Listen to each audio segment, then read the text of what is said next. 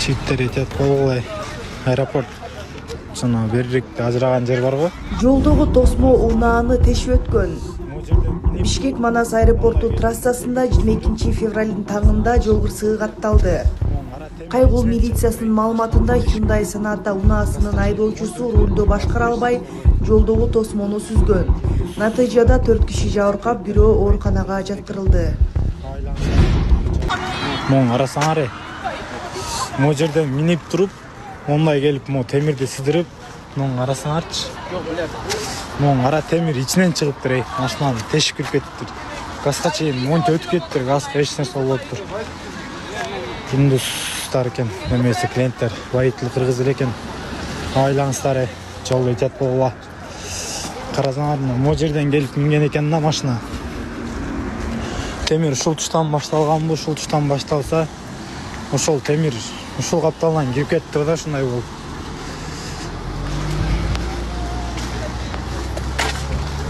Да жакшы, Кудай сактап, өздөрүнө эч нерсе болуп туруп, водительге дагы клиентке эч нерсе болуп тур.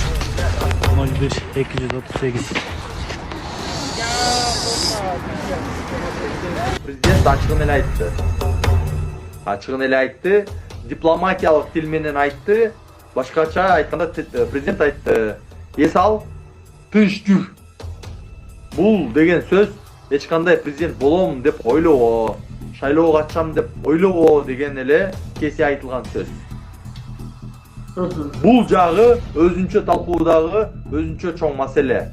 Себеби эгер президент тарабынан чаралар көрүлүп, Ташиев жоопкерчиликке тартылбаса, демек Ташиев президенттик шайлоого катышпоого кандай чектөөлөр турат? Мисалы, бул жакты дагы каралыш керек. Эгер ал кандайдыр бир жагдайлар менен президенттик шайлоого талапкер катары аттана албаса, андай ошондой шартта өткөн шайлоо эл ичинде кандай легитимдүү болот? Мисалы, эми Ташиевдин дагы талапташтары бар да, талапташтары, колдоочулары бар да. Билимсиз дагы, билимдүү дагы, түшүнгөн дагы бар да. Анан суроо жаралат да, эмнеге эгер Ташиев күнөөлүү болбосо, жоопкерчиликке тартылбаса, күчтүү саясатчы болсо, эмнеге талапкер болуп чыккан жок деген логикалык суроо турат да. Мисалы, мыйзам боюнча эч кандай чектөө болбосо, мисалы Мадумаровда мыйзам боюнча чектөө бар. Мадумаровда ал талапкер болуп катыша албайт. Мыйзамга ал жоопко тартылган адам катары. Ал эми Ташиевде андай чектөө жок.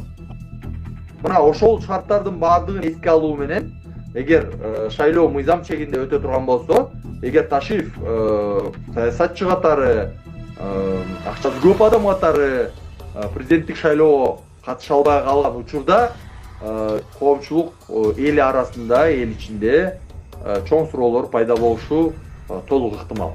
Бул турган иш.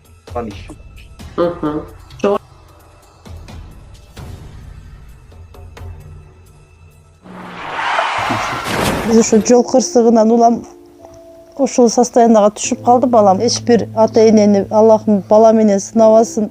Ассаламу алейкум, урматтуу кыргыз элим. Мен Кубанычбек кызы Кымбат. Мындан алдында сиздерден жардам сурап кайрылган элек.